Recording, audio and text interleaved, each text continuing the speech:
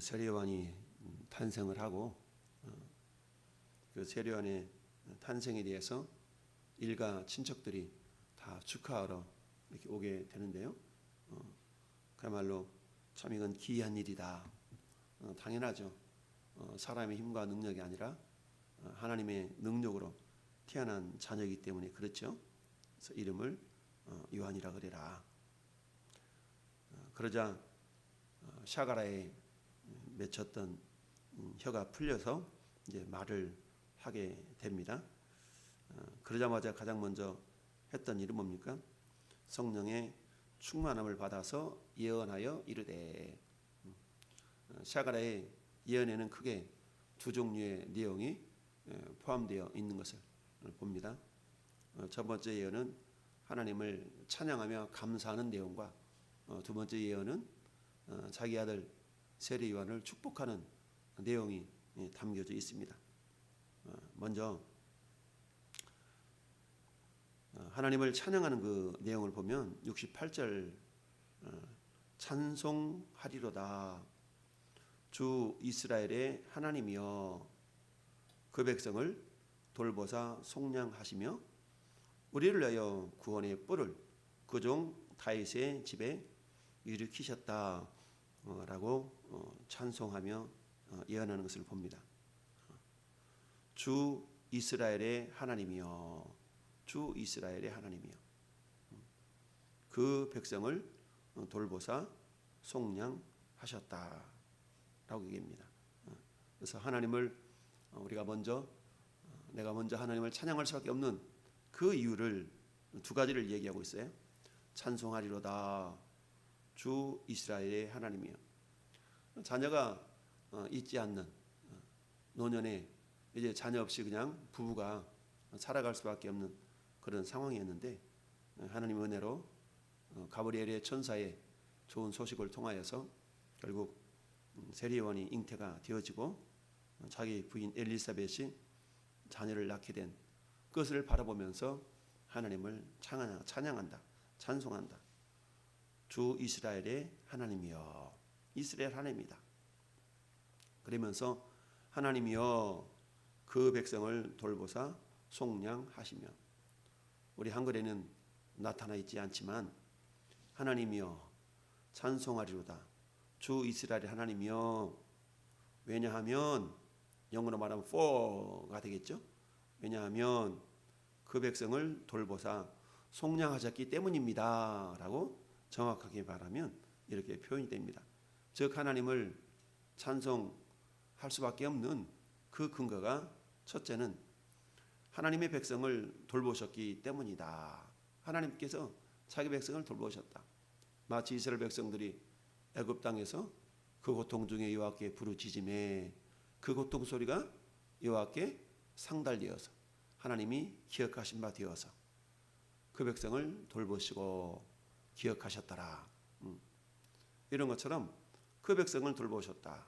그러니까 자기는 나이가 들어서 이제 자녀도 없이 이제 노년을 보낼 줄 알았는데 하나님은 여전히 자기의 기도를 외면하지 아니하시고, 자, 그 때라는 것이 두 가지 개념이 있었다고 그랬죠.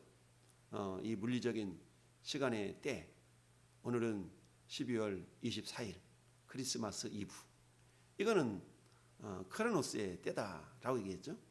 그런데 하나님께서 이 샤가라와 엘리사벳의 기도를 응답하신 그 때라는 것은 물리적인 시간의 흘러감 속에서 어느 한 때, 즉 하나님께서 원하시고 계획하시고 뜻하신 한 시점, 이걸 우리가 보통 카이로스라고 말하는데요.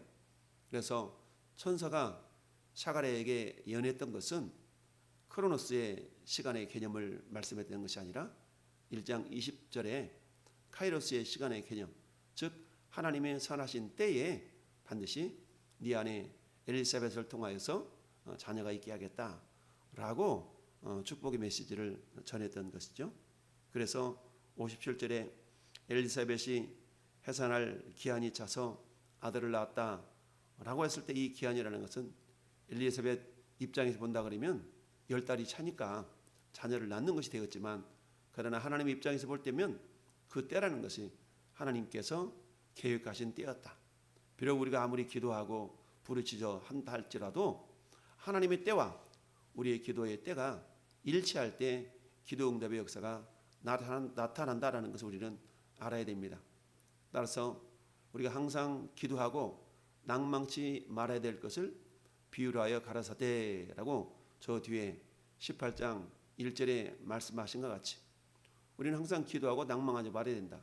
왜냐하면 내가 기대하는 때, 내가 원하는 때와 하나님이 원하는 때가 일치한다 그러면 내가 기도하는 때에 응답의 역사가 나타나겠지만 그러하지 아니하고 우리의 생각 저편에 역사하시는 하나님은 우리의 생각보다 크시고 우리의 생각을 초월하여서 마치 이사야 55장에 말씀하신 것 같이 내 생각은 너의 생각과 다름이 마치 하늘이 땅보다 높음 같이 그러하다라고 말씀을 하셨습니다. 따라서 우리는 항상 기도하고 쉬지 말고 기도하되 기도하는 가운데 낙심하지 말고 뭐 해야 된다? 인내하여야 된다라는 얘기입니다. 따라합시다. 인내로 기도하자. 그렇습니다. 인내하면서 기도할 때 하나님께서는 기적을 행하시는 하나님이신 것을 우리는 오늘 본문을 통해서 우리가 경험해 볼 수가 있습니다. 이처럼 샤가라가 하나님을 찬송할 수 있는 그 근거는 첫 번째는 자기 백성을 돌보셨기 때문이다. 그러면 전에 여러분들은 하나님의 백성입니까? 안 백성입니까? 당연히 하나님의 백성이죠. 영접하는 자, 곧 그 이름을 믿는 자들에게는 하나님의 자녀가 되는 권세가 주어졌기 때문에 자, 우리 하나님께서 오늘도 저와 여러분들을 돌보아 주십니다. 우리 삶을 돌보시고 우리의 가정을 돌보시고 여전히 우리 눈에는 보이지 아니하시지만 우리 하나님은 히브리서 1장 14절이나 시편 103편이나 우리 하나님께서는 오늘 본문에 가브리엘 천사를 통해서 마리아에게나 샤가랴에게나 엘리사벳에게 좋은 소식을 역사하셨던 그 하나님의 소식을 보내주었던 것처럼 오늘도 천군 천사 우리 하나님께서 보내주셔서 우리를 돕고 인도해 주신 줄을 믿습니다. 그래서 하나님의 백성을 돌보사 오늘 하나님께서 천사들 동원해서 구원 얻을 후사들을 도우라고 보내심이 아니냐. 하나님 오늘도 천사를 보내셔서 자기 백성들을 돌봐 주는 줄 믿습니다. 두 번째, 사가랴가 하나님을 찬송할 수밖에 없는 그 이유는 68절 하반절에 속량하시며 라고 표현하고 있습니다. 즉 하나님께서 자기 백성을 돌봐 주시는 것뿐만 아니라 돌봐 주신 그 결과로 또한 어떻게 하셨다? 속량하셨다라는 얘기죠. 자, 속량이라는 게 뭡니까? 속량이라는 말은 대가를 지불하고 산 것을 속량이라고 말합니다. 이것이 10,000원짜리다. 그러면 10,000원을 지불하고 내가 그걸 사오지 않습니까? 그러면 그 물건의 입장에서 본다 그러면 주인이 바뀐 거죠. 주인이 그 대가를 지불한 사람에게로 주인이 바뀌어지는 것을 보통 속량이라고 말합니다. 우리의 소유는 원래 에덴 동산 이후로 사단에 의해서 우리가 속아 넘어갔던 그 인생을 살았죠. 그러나 예수께서 당신의 목숨을 지불하시고 우리를 하나님의 소유로 이렇게 건져낸 것을 속량이다라고 표현하고 있습니다. 그래서 속량, 우리를 당신의 목숨을 지불하시고 우리를 마귀 사단으로부터 정상적인 방법을 통해서 법적인 방법을 통해서 우리를 구원해 내신 것을 속량이라고 말씀합니다. 그러니까 샤가라는 그 인생 가운데 우리 주님이 자기 백성을 돌보신 것뿐만 아니라 속량하신 것에 대한 그 감사를 다시 한번 찬양하고 있는 것이죠. 그러면서 69절에 우리를 위하여 구원의 뿔을 그 종 다윗의 집에 일으키셨으니 여러분 다윗이 누굽니까? 다윗은 유대인들이 그렇게 유대하게 생각했던 왕 중에 왕인 거죠. 그리고 메시아가 누구를 통해서 와야 돼요? 메시아가 다윗의 후손을 통해서 오셔야 되는 겁니다. 그래서 우리를 위하여 구원의 뿔을 그 종 다윗의 집에 일으키셨으니 이것은 주께서 예로부터 거룩한 선지자 입으로 말씀하신 바와 같다. 시편이나 또는 미가서를 통해서 예언하셨던 아니 이미 창세기 3장 21절부터 우리 주님이 오실 것을 예언하셨던 그 예언이 결국 이루어졌다라는 것을 고백하면서 하나님께 영광을 돌리고 있는 것이죠. 뿐만 아니라 그 예수님 오심을 미리 이제 예언한 세리 요한의 태어남조차도 우리가 잘 아는 것처럼 우리 말라기 4장에 보니까 내가 내 종 선지 엘리야를 보내겠다라고 말씀하고 있죠. 그 엘리야를 보내겠다라는 그 말씀이 결국 세리 요한의 몸을 우리 주님이 예언한 말씀이죠. 우리 원수에게서와 우리를 미워하는 모든 자의 손에서 구원하는 일이라. 이처럼 샤가라는 자기 아들의 태어남과 오실 메시아인 예수 그리스도에 대한 예언의 메시지를 이렇게 예언하고 있는 것이죠. 우리 조상을 긍휼히 여기시며 그 거룩한 언약을 기억하셨으니 그 언약은 곧 우리 조상 아브라함에게 하신 맹세라. 아브라함에게 총 7번의 언약을 맺었다고 그랬죠. 자, 언약의 목적은 뭐라고 그랬습니까? 언약의 목적은 하나님의 나라에 있다라고 그랬어요. 나라가 이루어지기 위한 조건이 국민과 영토와 통치, 주권에 있다. 즉 하나님은 아브라함을 통해서 네 민족이 하늘의 별들처럼 바다의 모래처럼 무수하게 되겠다. 이 백성에 대한 그 나라에 대한 이야기를 계속적으로 하나님께서 말씀하셨죠. 그러나 아브라함은 어때요? 자기에게는 그야말로 그 약속을 이룰 만한 자식 하나도 없었는데 100세에 되어서야 겨우 그 씨앗으로 이삭이 태어나게 된 거죠. 그랬던 이삭을 하나님이 창세기 22장에 모리아 산에서 번제로 드리라고 그러니까 이 아브라함한테는 기가 막힐 노릇이지만 그때 아브라함이 가졌던 믿음은 어때요? 7번이나 가졌던 그 언약을 통하여서 하나님께서는 그 언약을 이루시기 위해서는 어때요? 씨로 주셨던 이삭이 사라지면 안 되는 거죠.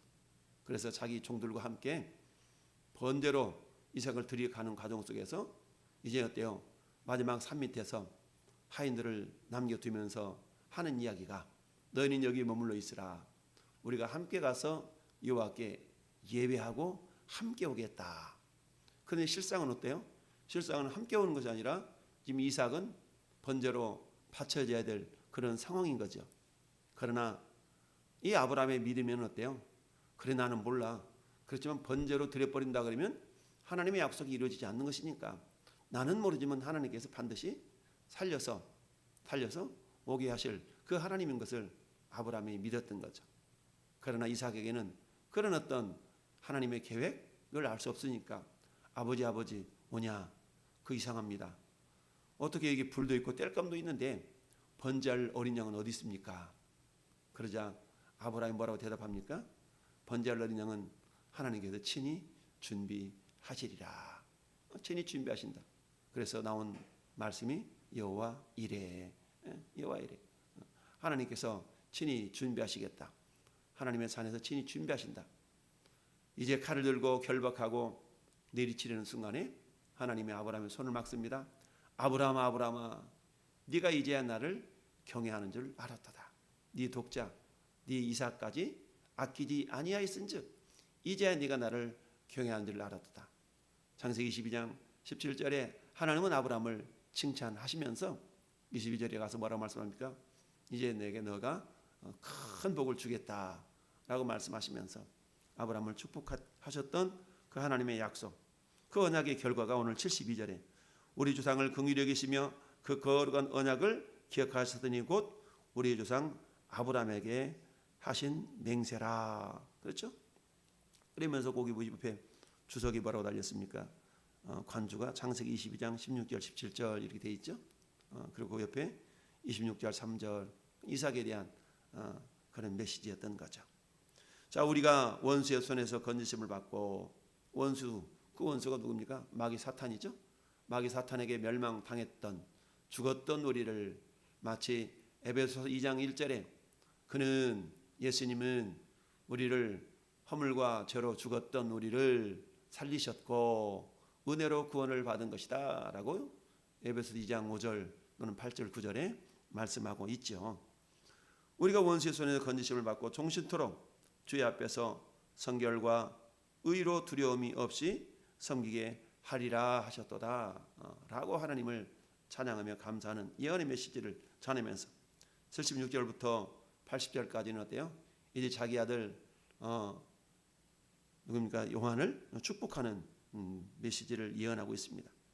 이 아이여 네가 지극히 높으신 이의 선지자라 일컬음을 받고, 이건 이미 말라기 4장 1절 2절에 나타나 있는 말씀이죠. 일컬음을 받고 주 앞에 가서 그 길을 준비하며, 즉 뭐합니까? 세례요한의 역할을 말씀하고 있습니다. 세례요한의 역할, 그 사역은 뭡니까?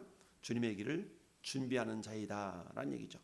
즉 세례요한은 예수님의 초림을 준비했던, 가장 가까이서 예수님의 초림을 준비했던 마지막 구약의 선지자가 세례요한이다 라는 얘기인데, 주의 백성에게 그 죄의 사함으로 말미암는 구원을 알게 하리니.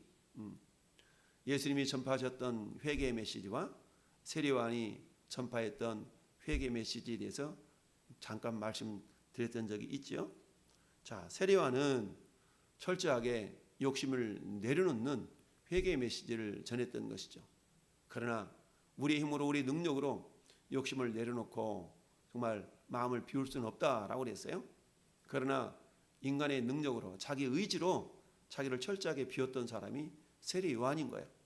그래서 여자가 낳은 자 중에서 세례요한보다 큰 자가 없다라고 말씀할 수 있었던 까닭은, 예수님 이후에 태어난 모든 사람들은 성령의 능력을 통하여서 오직 성령이 너에게 임하시면, 저나 여러분들은 이미 성령의 능력을 의지하여서 절제하며 인내하며 회개하는 그런 은혜가 임한 자들인데, 그런데 세례요한은 스스로가 자기의 육신적인 힘을 의지해서 정말 인내하며 회개하는 그런 삶을 살았던 사람이 세례요한인 거죠.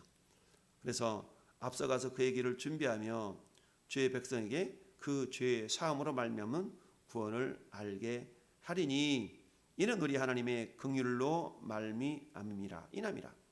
이로써 돋는 해가 위로부터 우리에게 임하여 어둠과 죽음의 그늘에 앉은 자에게 비추고, 빛으로 오신 예수께서 어둠과 죽음, 사망의 그늘에 앉는 자에게 큰 빛으로 오실 것을 이 세례 요한을 통하여서 예언하고 있고 가르쳐 주고 있다라는 얘기입니다. 그리고 어때요? 우리 발을 평강의 길로 인도하시리로다라고 지금 막 태어난 갓난아기인 세례 요한을 이렇게 축복하며 예언하고 있는 것을 봅니다. 자기 아버지 예언에 따라서 세례 요한은 어떻습니까? 아이가 자라며 심령이 강하여지며 이스라엘에게 나타나는 날까지 빈들에 있으니라. 절제 욕심을 내려놓고 그렇게 살았던 세례 요한의 모습을 봅니다. 자, 그렇습니다. 오늘 샤가라가 우리 하나님께 찬양하며 감사하는 그런 예언의 메시지와 자기 아들 세례 요한의 요한을 축복하는 메시지를 봅니다. 세례 요한이 축복의 내용은, 받았던 축복의 내용은 결국 뭡니까? 처음 오실 초림하실 예수 그리스도를 예비하신 그런 존재가 된다라는 거죠. 그렇다면 오늘 본문을 통해서 저는 여러분들이 깨달을 것이 뭡니까? 그것은 이제 우리에게 우리 주님, 다시 오실 주님을 예비하는 자가 되라라는 이야기입니다. 따라합시다. 다시 오실 주님의 길을 예비하라. 그렇습니다. 다시 오실 주님의 길을 예비하는 겁니다. 세례 요한이 앞서서 회개 메시지를 선포하면서 회개하라고 외쳐댔던 것처럼 나는 오실 메시아의 신은 그 신의 끈을 이렇게 메어드리기도 부족한 연약한 존재라 하면서 나는 소리라는 것은 뭐야? 하면 소리의 내용은 있지만 소리의 모습은 사라지는 것처럼 세례 요한이 그런 거죠. 세례 요한은 헤롯에게 죽임을 당하면서까지 결국 예수 그리스도를 증거했던 그런 사람인 것을 보게 됩니다. 이제 저나 여러분들 역시 어떤 존재들이에요? 다시 오실 예수 그리스도, 재림하실 예수 그리스도를 우리는 준비하는 그런 사람들이 되어야 된다. 그때는 어때요? 저는 여러분들이 예수 그리스도의 거룩한 신부들로 부름받고 들림받을 그날이 있음을 우리가 알고, 이것을 알지 못하는 자들에게 우리가 해야 될 것은 뭡니까? 그 예수 그리스도를 증거하는 것이요. 다시 오실 주님은 심판주로 오시며 당신의 거룩한 신부들을 데리러 오시는 그런 우리의 신랑 되실 예수 그리스도이시기 때문에 이것을 알지 못하는 자들에게는 호련히 멸망이 임한다는 사실을 우리가 알게 하고 이처럼 주님의 다시 오실 그 주님의 길을 준비하는 저는 여러분들이 되어져서 주님 오실 그날에 주님께로부터 칭찬과 영광과 존귀를 받는 믿음의 성도들이 될 수 있기를 예수님의 이름으로 축원을 드립니다. 아멘.